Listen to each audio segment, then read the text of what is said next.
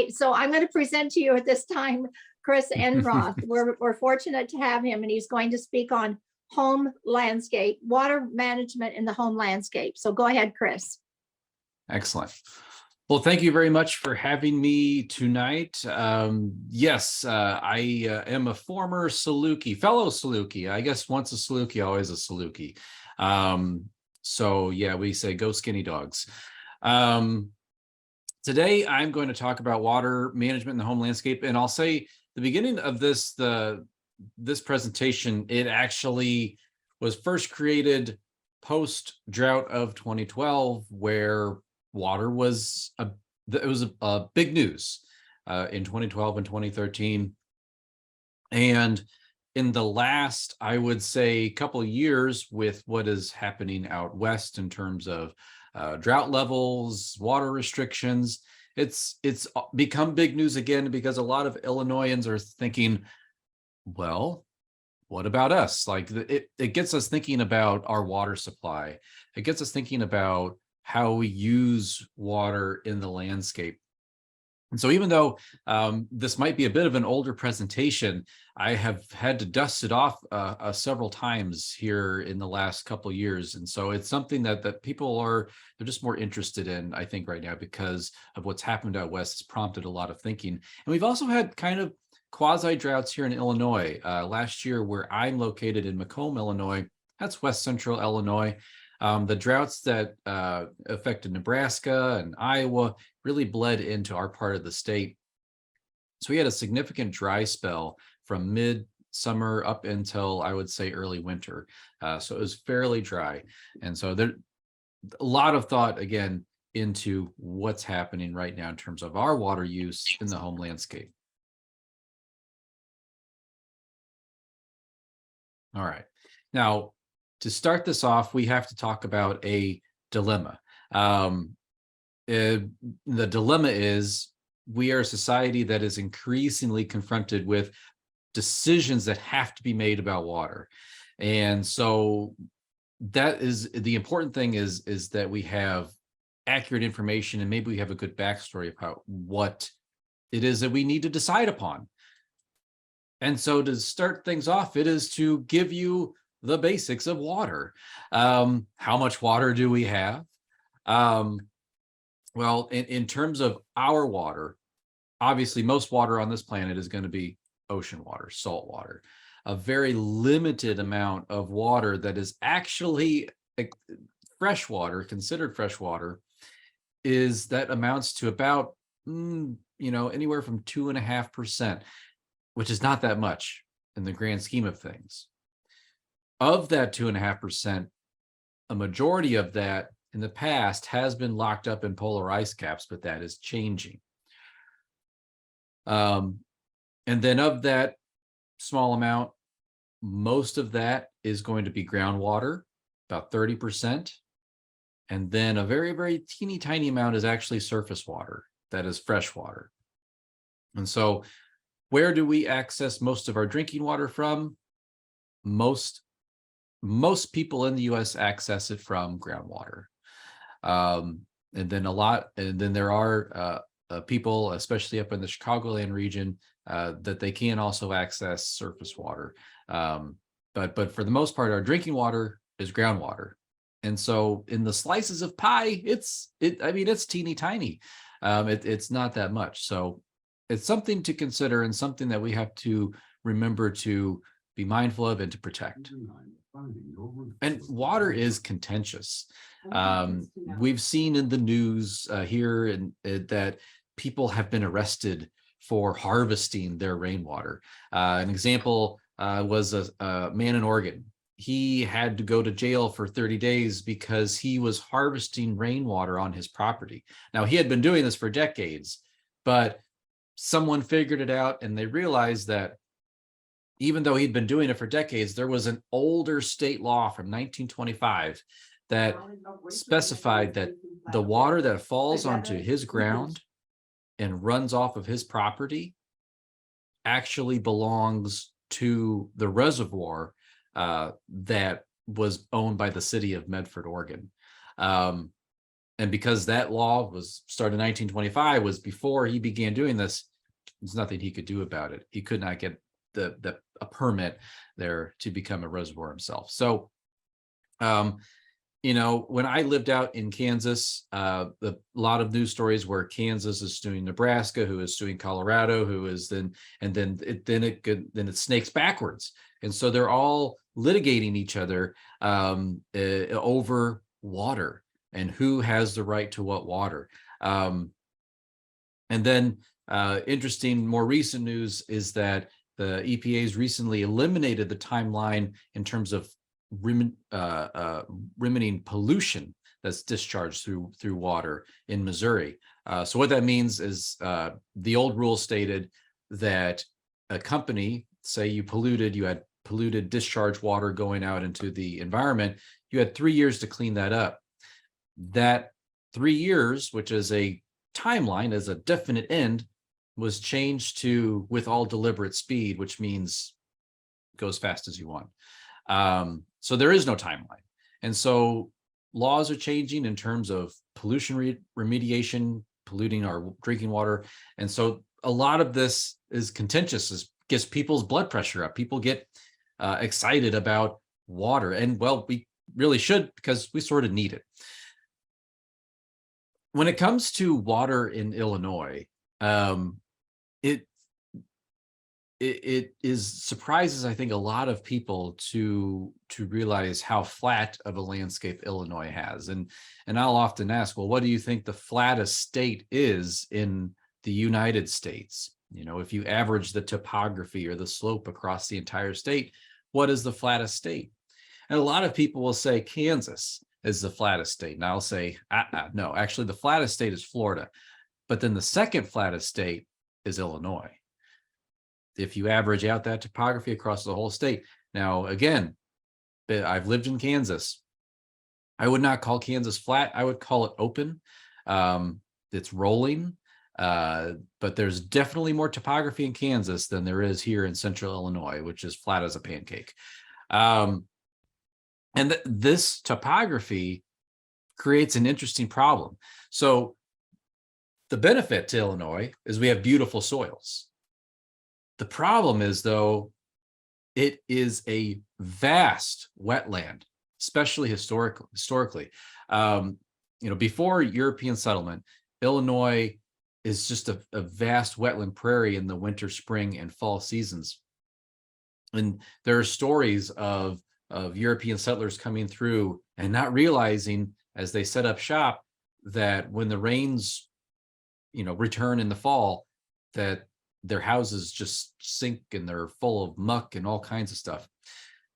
In fact, in early on in the U.S. history, in the winter, February of 1779, George Roger Clark, who is the big brother of William Clark, of Lewis and Clark, but George Rogers Clark, this was during the Revolutionary War, and he was stationed in Kaskaskia, which is over by the Mississippi River, south of St. Louis. He attacked a fort over in your neck of the woods, near, boy, was the name escaping me right now all of a sudden, Vincennes, Indiana.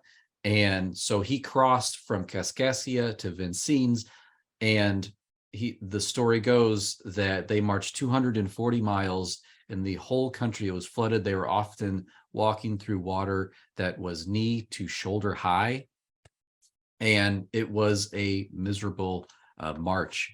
And that's just central Illinois there for you. So to get rid of this water, a lot of times, to utilize our beautiful soils, farmers have to tile, which means it's this little pipe sticking out here coming off of this farm field. They bury plastic pipe underneath the farm fields to lower that water table, so then their crops can survive in this landscape. So hopefully I've hit that nail home in terms of how flat the state is and how much of what some would consider a problem the drainage can be in our part of the world. And another important thing to consider is a lot of people think about, well, there's storm water, it falls to the ground, it runs off the surface, and then the water's gone. That's not how it works. If you've ever been to a creek in the middle of summer and there's water flowing in it, and it hasn't rained recently, well, where's that water coming from? Well, that's because in the water cycle, water falls to the ground. Yes, some will run off the surface, but a lot of it infiltrates into the soil. And there's actually a whole stream or river of water moving beneath our feet in the soil, and that's called base flow. And that base flow percolates through the soil down. Some of it gets down to the groundwater. Some of it comes up through springs, through the hillsides, and it comes out through creeks, and some of it gets stored in groundwater for centuries. So that is how water continuously moves through our soils. And a lot of our development has changed a lot of this water cycle in that base flow, because the engineer mantra is to collect the water, convey it from some way, as you can see here, a channelized concrete river, and discharge it, get rid of it as soon as possible, because water is considered a nuisance or a waste product that we have to be dealt with as soon as possible. And really, prior to a couple decades ago, it was rare to find any engineer or developer or urban planner interested in the idea of preserving the natural hydrologic character of a site or a neighborhood or a city. Their plan was just to get rid of that water as fast as we can. So the collect, convey, discharge mantra. Now, I think this is kind of interesting. This is a picture taken in Beaverton, Oregon. This is where the Nike has its world headquarters. And I visited this place many years ago, and I remember I was standing on this street corner and looking at it, this brand new city that seemed to pop up seemingly overnight. And they were talking all about, how sustainable it was and how green they were. And then, but you think about, look at all this pavement. Look at all this roof area. Look at all these surfaces that water that used to be able to infiltrate into the ground can't anymore.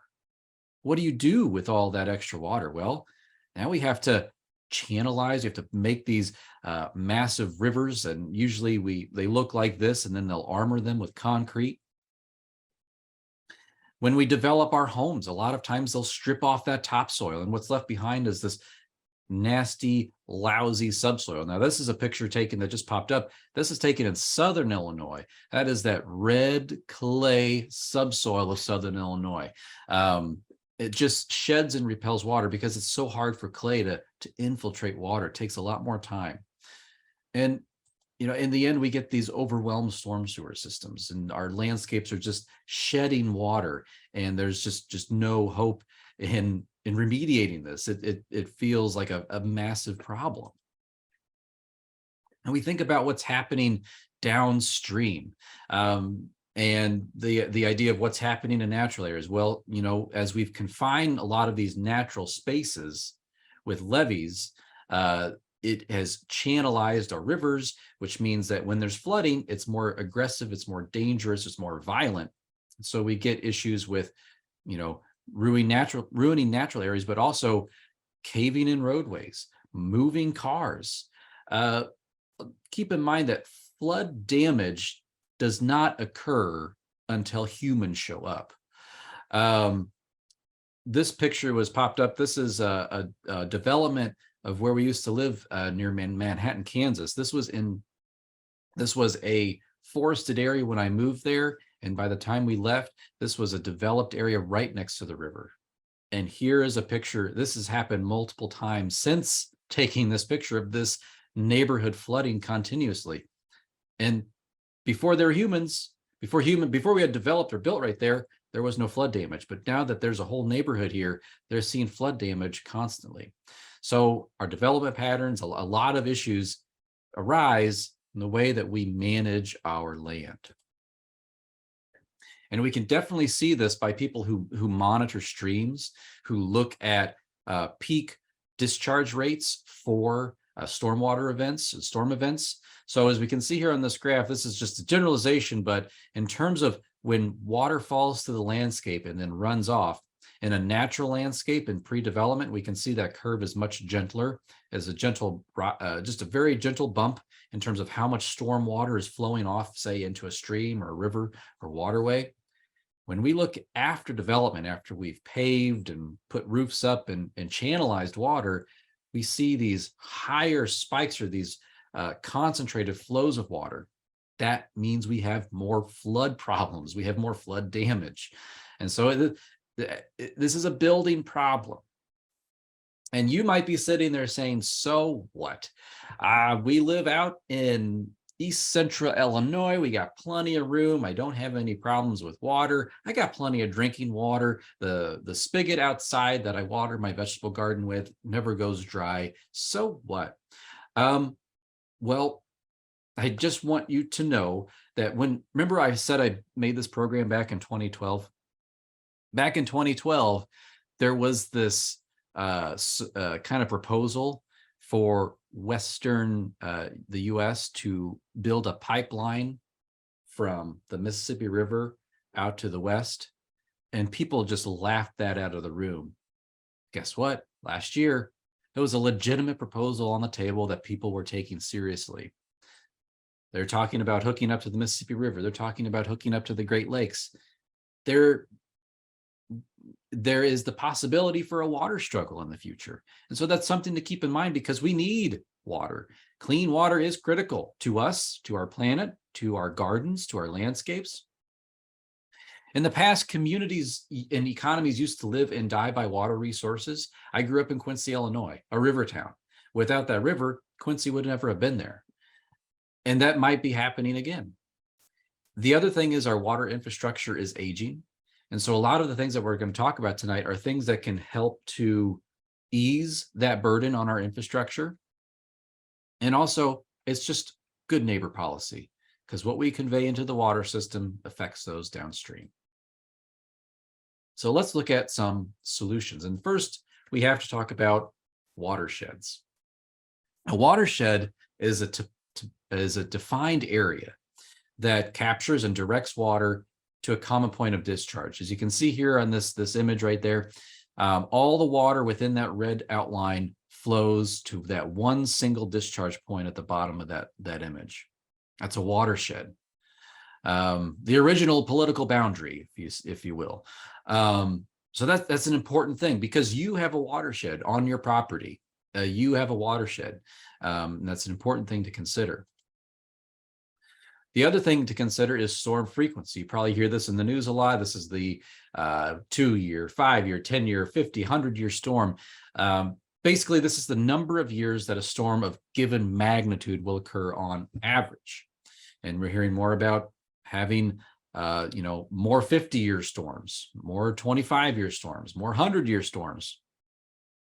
With a warming atmosphere, can hold more energy, which means it can discharge more energy when it is prepared to in a thunderstorm, and it can drop a lot more water. Runoff, that's the portion of rain that flows over the ground into our ditches and swales and into our rivers. Now, this is an interesting definition right here. You'd be like, what is this? Coefficient of runoff.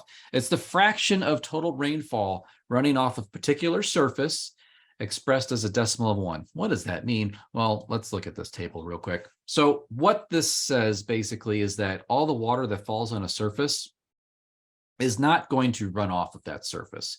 There's a certain percent that, let's look at a roof, for example.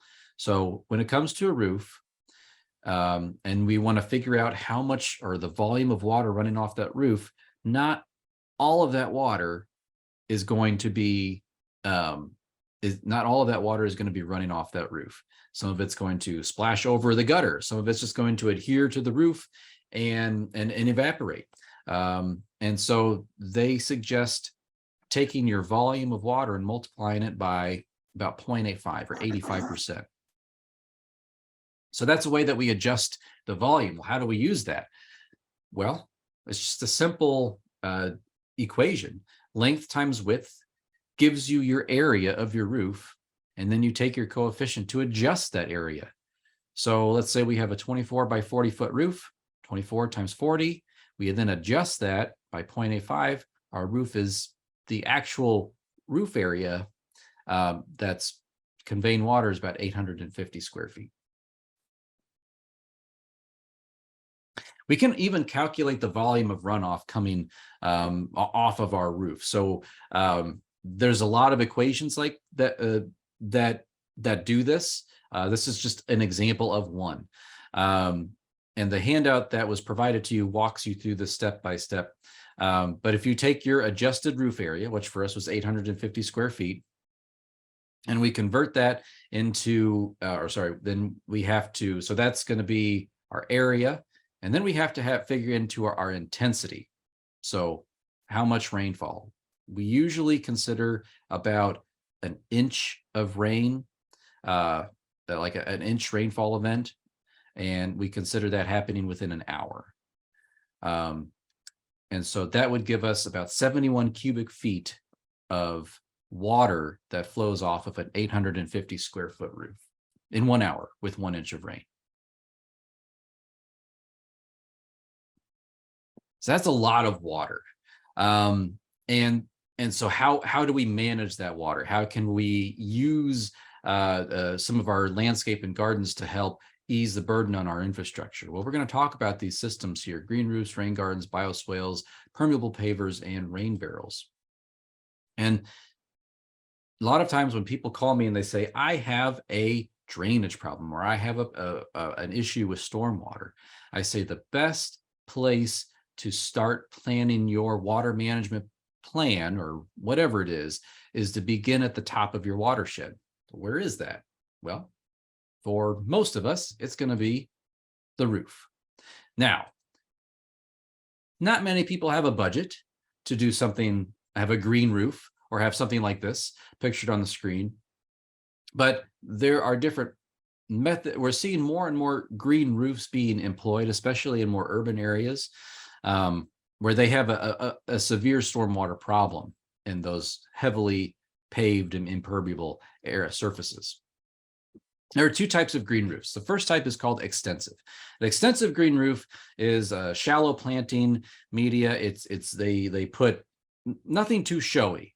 The main purpose of the extensive green roof is to be functional, to absorb water, and to mitigate that urban heat island effect. So pictured on that top screen, that is the Ford Rouge plant up in Michigan. That is a sedum covered green roof. It kind of looks pretty, but it's not meant to be. It's meant to be functional. But then we also have other types of green roofs, and these that are meant to be aesthetic, that are meant to have people on them. These are called intensive green roofs. So they have a deeper planting media. You can plant lots of things, as pictured here: trees, shrubs. You could do vegetable gardens. You could do all kinds of things. But 2 different types of green roofs. And again, it doesn't need to be something like this. It could be much smaller in scale. So the green roof, what it does, it helps to reduce the amount of stormwater coming off of that roof, conserves energy, reduces that heat island effect. We see an increase in roofing materials, and it's just a more aesthetic environment to work and live. Pictured here is a green roof that's designed by Albrecht Hundertwasser, just kind of an eccentric German artist, where you can literally walk up this green roof. And you're probably thinking, well, nothing like that exists in Illinois. Well, I just visited one over near the Mississippi River, where it is a research station, and they have a green roof, not as colorful as that, but it's basically a tall grass prairie that sweeps up the top of the building and covers the whole building, which is a functioning green roof. And it is a beautiful thing and sight to see. As I mentioned, roofing, these green roof materials, they last longer because they're more expensive, and they have to be higher quality, and it usually takes some engineering in order to make sure that these work. So they usually have a longer lifespan.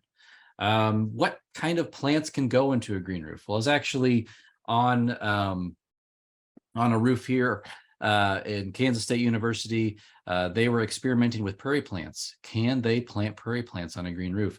So you can see right here, they got a grant that allowed them to waterproof and there's multiple layers to this. And as they waterproof on here, they're laying down plastic, they're laying down media and gravel where the roots will grow. And then finally they plant the plants. And it was pretty successful.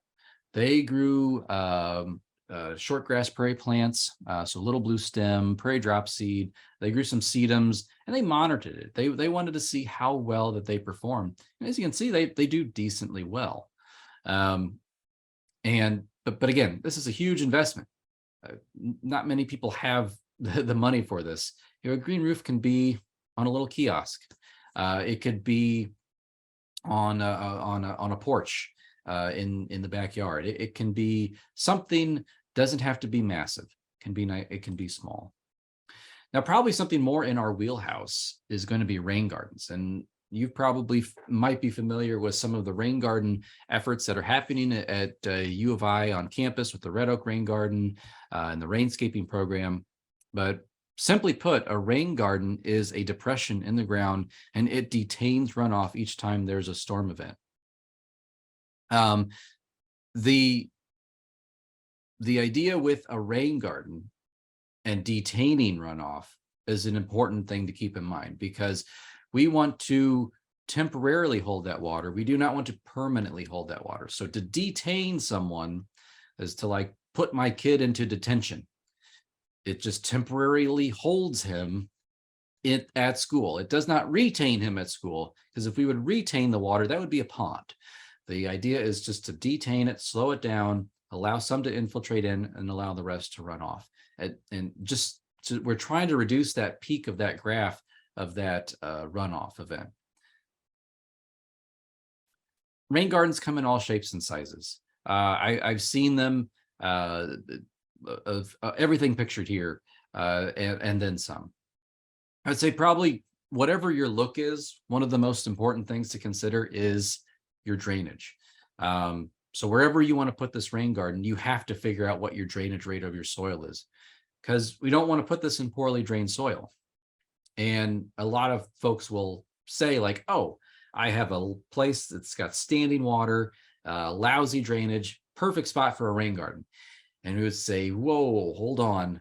That's actually not a great spot for a rain garden. Again, that is a problem area for drainage in your landscape. What we need to do is to look higher up in the watershed. Where can we go up higher up in the watershed where we might be able to remedy the problem that you might be seeing in a different part of your yard? Sometimes you can. Sometimes it's really difficult. It'd be great if we could all put green roofs on our houses, and then, a lot of our drainage problems, it might be come a thing of the past. But that easier said than done. Once we all win the lottery, we can all do that. Now, building a rain garden, you want to make sure that you're siting that in a location that is, again, appropriate for your landscape, that can handle your runoff volume, and that it is something where you can plant plants that will thrive. So there's a lot of things to consider. Not only we have to consider the runoff, we have to consider the plant life that is going to live there. And so we have to make sure to be mindful of all of this.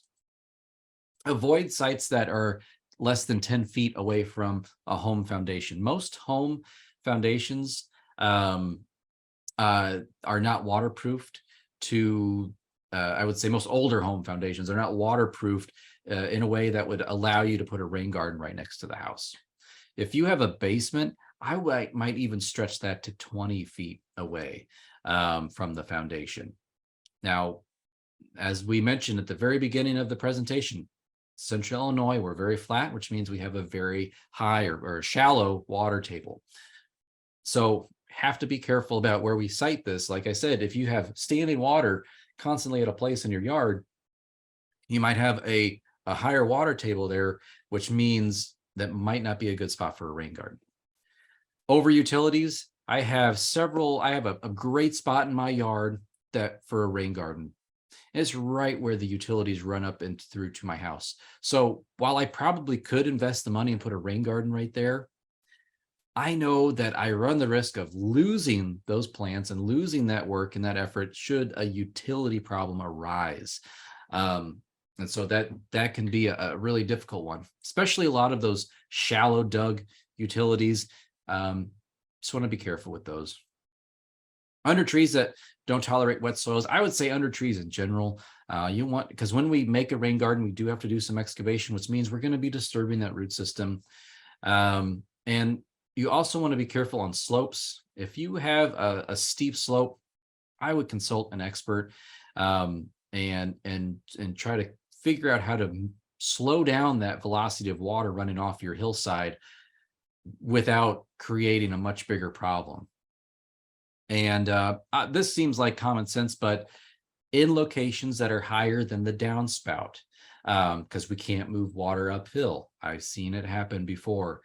The rain garden's actually higher up in elevation than the downspout. So can't necessarily move uphill. When you're building a rain garden, it is important to consider to make the garden flat, the base of that rain garden flat. A lot of us want to create like a bowl shaped. Well, that bowl shape concentrates water at the center or wherever the bottom or the lowest point of that rain garden is. By flattening it out, we maximize surface area for water infiltration. So you can see this picture here. They're connecting the rain garden here by downspouts. They're going to bury this PVC pipe, which is connected to the downspout. You can see the edges of the rain garden. They're beveled a little bit, but that base of that rain garden is flat. So that's important consideration. And making sure that we install plants at the appropriate zone. So in this diagram here, you can see we still have that flat base where it would be considered the wettest part of the rain garden. But then we also have the side slopes that would experience probably occasional flooding or occasional saturation of their soils. But then we have the berm. Now the berm is higher up. It's usually the driest. And so we have 3 different zones of plant soil moisture needs. And so we have to be aware of that. The other thing to be aware of is then that wettest part of the rain garden, is it going to rain all year long? No, it isn't going to rain all year long. It's going to get dry. And so we have to have plants that not only are adapted to having wet feet, but also plants that are adapted to being in drought. And that's oftentimes why you will hear us recommend native plants, because our native tall grass prairie plants, they're adapted to those swings in moisture. Remember, Illinois, vast wetland. We go from sopping wet in the cooler months and to bone dry sometimes in the summer months. And so our native plants are adapted to these swings in moisture. I would also say when it comes to plant selection, I like simple. I feel like it leads to easier maintenance. I prefer to plant masses of plants. That way I can train my children. If it doesn't look like this, pull it. It's a weed. The low bar for learning. Budget time for weeding, because we are going to be, if we do utilize native plants, it takes them time for them to get their root zone established, which means they're not going to do much vegetative growth, which means they're not going to be very competitive for weeds, at least that first year or two. So make sure that you're allowing a couple hours for weeding during that first or second growing season. And you can help suppress those weeds with using mulch. Now, as I said, I've seen rain gardens of all shapes and sizes. This is a kind of a hardscape rain garden. This is in Portland State University in Portland, Oregon, where they have to deal with a lot of rainwater for a little bit of the year. And you can see here in this image that rain's coming down the gutter right here into the initial basin. Now, what happens when that basin of rocks fill up? Well, there's an overflow pipe right here, and it spills out and connects it to another basin that's planted with grasses and sedges. And what happens when that fills up? Well, it just continues to cascade into multiple little rain garden pockets. So if you have a lot of volume of water coming off of your roof and you think, I can't make one big rain garden, you could make many smaller rain gardens and chain them together. That is definitely a solution. This one that they've employed here, and is one I'm about to show you that we employed at a zoo in Kansas. It's called the Sunset Zoo. And when it comes to this project, this is when we arrived on site, the story was that the North American exhibit at the zoo was continuously getting flooded out. The bald eagle, the fox, the raccoon, all the little North American critters would continuously getting flooded out from the runoff coming off of the parking lot, which was the high point of the zoo, and running down into this direction. We can see lots of mud, lots of erosion, barely a leaf of grass in sight. So there's just, you can see the from coming through this culvert here, the water's cutting ruts through the lawn. So for some reason it duplicates the slides here. So what we proposed, there's another, look, just completely barren.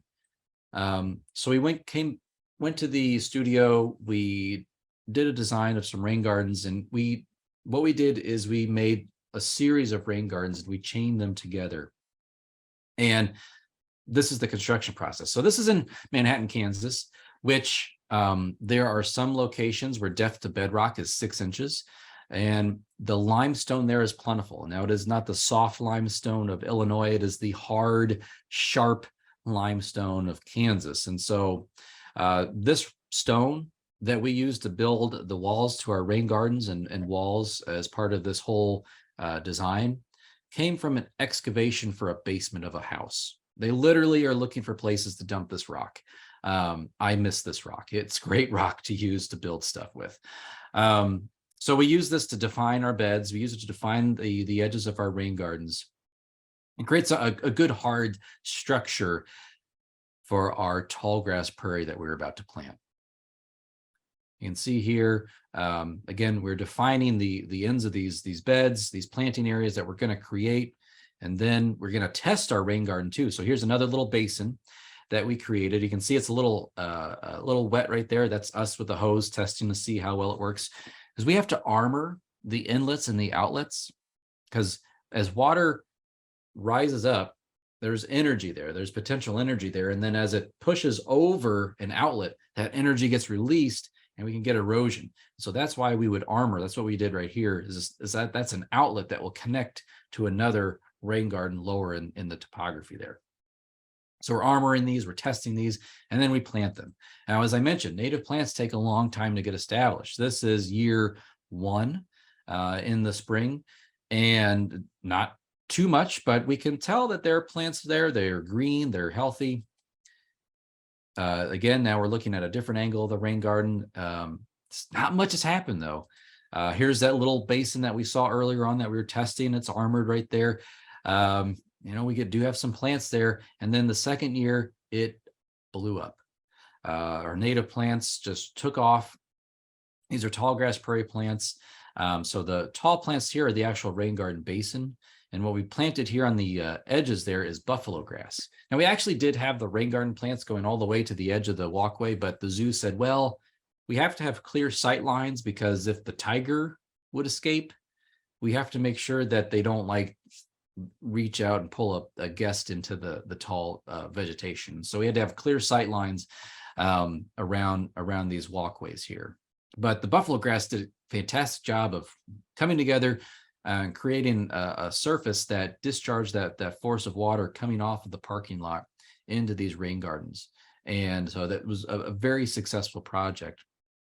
Another perspective here. So this is me standing on the high point there of the rain gardens, looking down towards the North American exhibits. And now the bald eagle, the fox, the raccoon, they're no longer getting flooded out every time it rains. All that water is being absorbed by this series of rain gardens here, and everyone's happy. Even the peacock is excited. So now there are also these things called bioswales. Now, bioswales, I call them linear rain gardens. Basically, they are long rain gardens stretched out, and they're moving water from point A to point B. Pictured here on the right side of the screen is a bioswale in Portland, Oregon. On the left side of the screen is a different kind of swale called a contour swale. This swale is actually perpendicular to the slope of the site. Water hits it, stops it, and infiltrates it into the soil so that it doesn't keep running off down the slope and creating erosion. Now, when it comes to these swales, you have to be careful, especially with the swale, that slope that's moving water from point A to point B. If it's too steep, you create fast moving water, which creates erosion. So not steep enough, so less than 2%, your water doesn't move fast enough. We start getting standing water pooling and doesn't work. Also, these are basically dry creek beds. Think of them like that. And the other thing to think about is, does water ever move in a straight line? No, it does not. So if you're putting something like this in, design it like you would a water stream would. Put bends, put elbows, put move it. Don't just make it a straight line, because water does not like going in a straight line. It does not like moving fast. This is a bioswale in a downtown urban area. This is runoff coming from these buildings here. It's connected to this raised bed planter, which is the water flows across here, and it's connected to the soil underneath, all this urban infrastructure, and it's connected to that soil beneath, and it can infiltrate water down below. Again, the goal here, we're not trying to handle all the stormwater. We're just trying to handle some of it, slow it down so that it doesn't overburden our stormwater system. When it comes to contour swales, we do have to be careful. If you live on a hillside and a slope, you said, "Oh, look, a solution." Do be careful, because steep slopes can become a problem, and really should be something that you could create an unstable situation, because as we put water into soil, water has a force that actually will repel soil particles. And if you've ever heard of mudslides, that's what happens. The soil is so saturated, the soil particles just float away from each other. And we want to make sure that if you do have a hillside and you want to think about infiltrating some water into that we don't create a situation where you're saturating that soil. So there's a lot to consider here. And we would hopefully plant those contour swales with something like trees and shrubs and prairie vegetation to help, again, absorb some of that water up through the root system and back up into the atmosphere.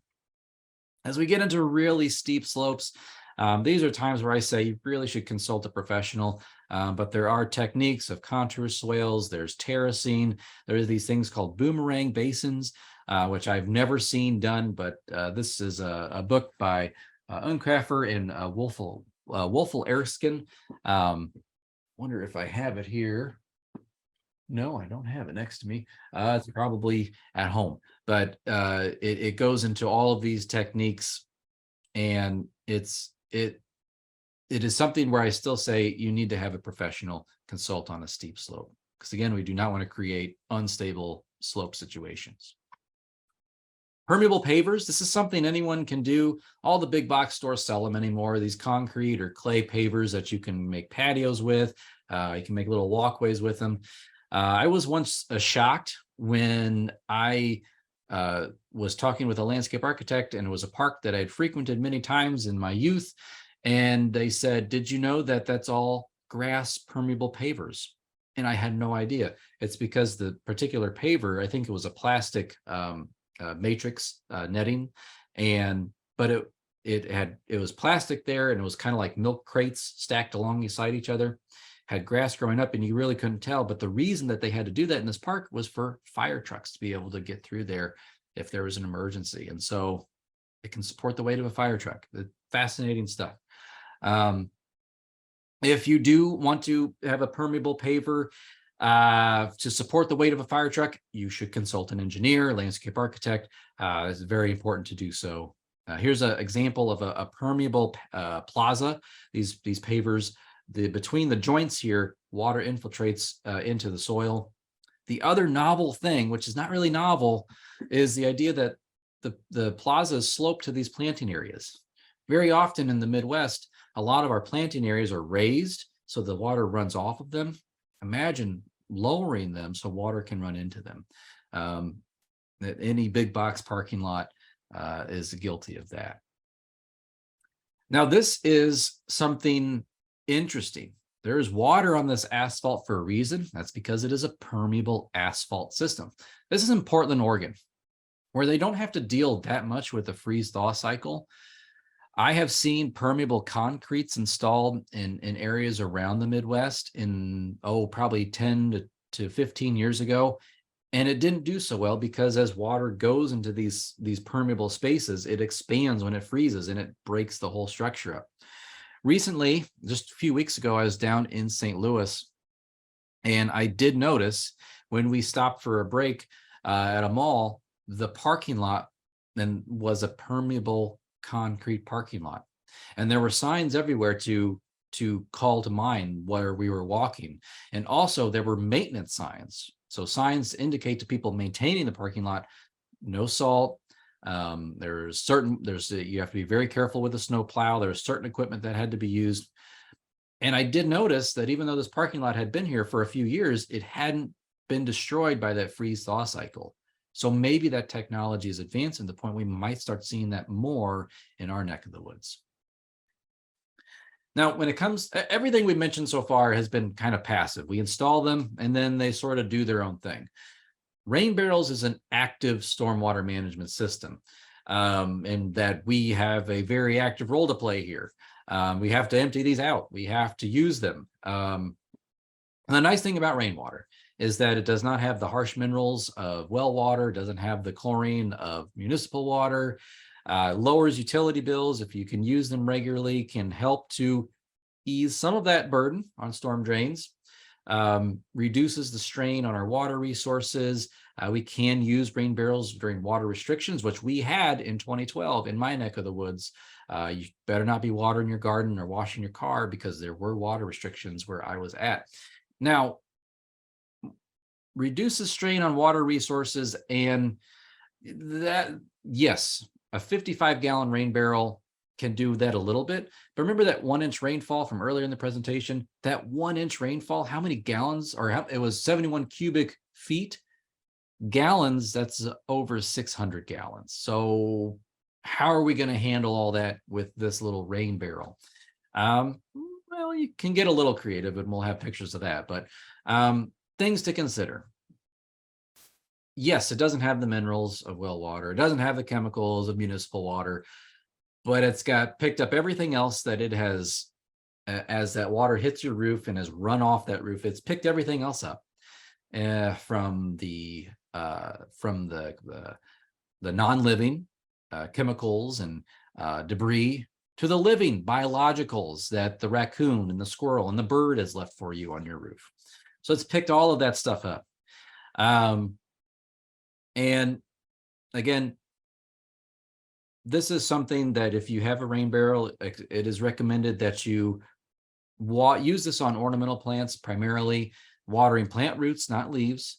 I would avoid using this on edible crops for the most part, especially on edible crops of that. If they get a little bit of salmonella or E. coli on them, like a strawberry or a leaf lettuce, it's impossible to get them clean. I don't really want to be dipping my strawberries in bleach in order to clean them so I can eat them. That creates a whole other realm of problems for my body. So just be mindful of that in terms of using harvested rainwater on edible crops.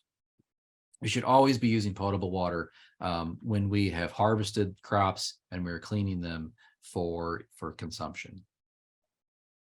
When it comes to rain barrels, we have to have a tight fitting lid. That's because there are critters that want to get in there sometimes and get access to that water. It can also help to discourage algae growth. Speaking of algae, we also want to make sure that we're not using any kind of clear container for this or anything that allows too much light through, because that's what algae needs. It needs light to grow. We want a fine mesh screen on top to keep that debris of the roof and also to keep the mosquitoes out. All of these systems, even rain barrels, have overflows designed into them. And so when that barrel fills up, there is an overflow that we can utilize. And, again, how to reduce that burden on stormwater? Well, we can chain barrels together to up our capacity for water storage. Here's an example of some really large rain barrels that I would say these are above ground cisterns that has been used in commercial projects in the past. But in essence, it can be done to increase that capacity by chaining multiple rain barrels together. Now, kind of in conclusion, a lot of the decisions that we have to make as a society, and at least historically, it's kind of come out of necessity. So the idea of changing a lot of our practices for how we use water, the idea here is that it's going to come from necessity of what the future of water will hold for us. So we talked about strategies today to help us reduce our strain on water resources and our stormwater systems. And I want to show you a tool that has recently been released that should be popping up. Give me 1 second.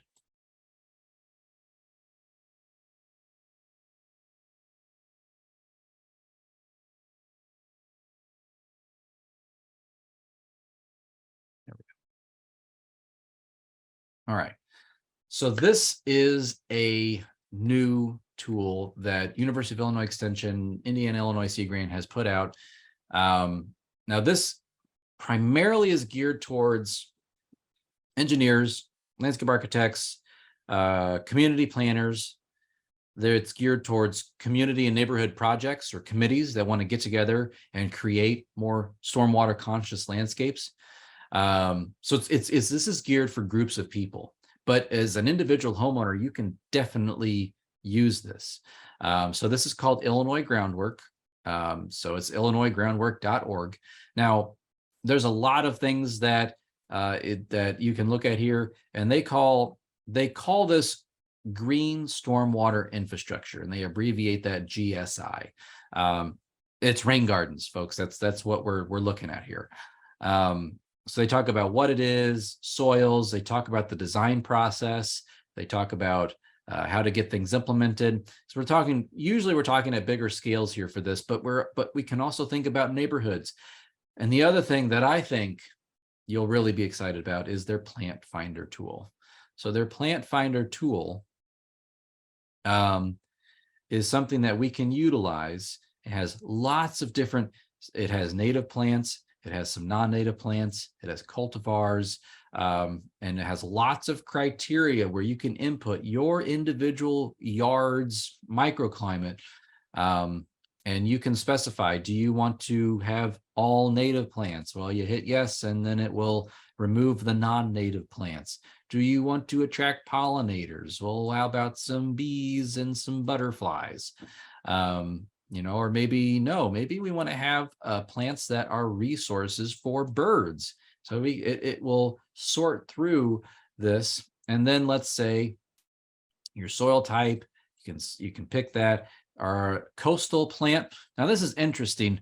Coastal plant, Indiana Illinois Sea Grant. They do look a lot at plants that are around the Great Lakes, but also kind of plants that are more adapted or more salt and pollution tolerant. That can come into play even if we're not next to the say an ocean. I know the Great Lakes aren't saltwater, but I've been in them. But salt tolerant is something that we can consider if we get snow and our gardens are next to, say, a roadway that gets salted. So salt tolerance is not very well researched. I see a lot of salt tolerant plant lists around, but I can't find much good research, hard research that actually gives a lot of background in that. And so, yeah, this is a great tool to check out in terms of plants. If I click on gray-headed coneflower, not only does it have gray-headed coneflower here, it has different pictures from flowering, vegetation, as it's just emerging from the ground. And so lots of great information for you. And so, yeah, check that out, illinoisgroundwork.org. Let me swap back to this. And with that, I want to thank everyone for your time and attention tonight. Yeah, I just appreciate it. Let me go take a peek at the chat box here real quick.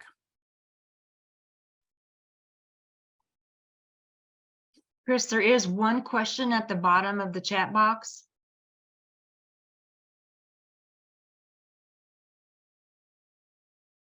Oh, yeah. So looks like there's a question on sedges. So Illinois Groundworks, as we just saw, they do have a couple sedges that they recommend for those rain garden areas. I just spoke with Lane Kanoki. Now, he's the guy who designed the Red Oak Rain Garden at U of I campus. And he did mention, I believe it's Carex emery. Boy, I don't know the common name, though. It's the wet adapted carex or sedge that they planted at the Red Oak Rain Garden. And they're pleased with the performance in terms of its establishment. They are not pleased with its aggressive tendencies. So they're thinking of rotating out that particular carex or that sedge. But they also have Pennsylvanica, which is the Pennsylvania pen sedge. And the other one's escaping me. But the alternative for that, the carex emery or emery, I really like the brown fox sedge, which is Carex vulpinoidea. And so that is one that I have used personally. The other one that I have used last fall, we planted it, porcupine sedge, which I don't recall that scientific name. It's a more stiffer leaf, more upright, much larger sedge. But I would check out the red oak rain garden and know that the Carex emery is one that they're planning on swapping out. And I would recommend, for those wet spots, low spots, that brown sedge, the Carex vulpinoidea.